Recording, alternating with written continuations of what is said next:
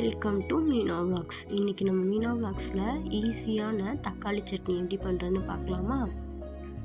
அதுக்கு ஒரு பேன் எடுத்துக்கலாம். கொஞ்சம் எண்ணெய் ஊற்றிட்டு அதில் ஒரு 3 ஆனியன் நான் கட் பண்ணி வச்சுருக்கேன். அதை நம்ம சேர்த்து நல்லா வதக்கிக்கிறோம். அதிலே ஒரு 3 தக்காளியும் நல்லா கட் பண்ணி வச்சுருக்கோம். அதையும் நம்ம சேர்த்து வதக்கிக்கலாம்.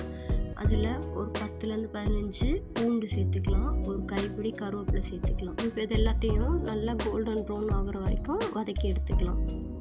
இப்போது ஒரு கடாயில் கொஞ்சம் எண்ணெய் ஊற்றி ஒரு 6 வரமிளகாய் சேர்த்துக்கிறேன்.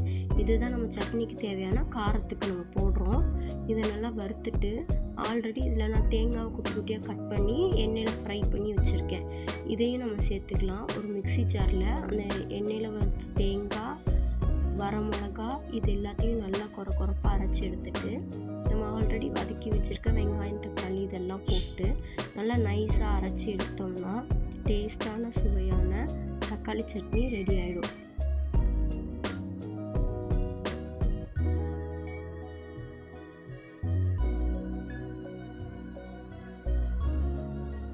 இப்போது சட்னிக்கு தேவையான உப்பு சேர்த்துக்கலாம்.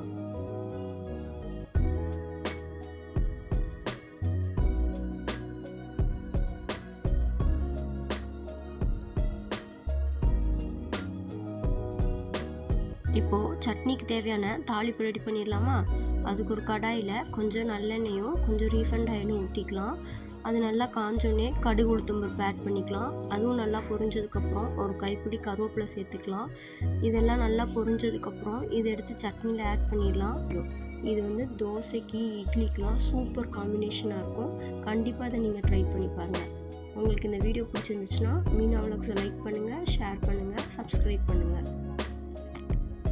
இதே மாதிரி ஈஸியான ரெசிபிஸோட அடுத்தடுத்த வீடியோஸில் உங்களை நான் மீட் பண்ணுறேன். தித்திக்கும் தமிழ் போல் தித்திப்பாய் இருப்போம். டாட்டா பாய்.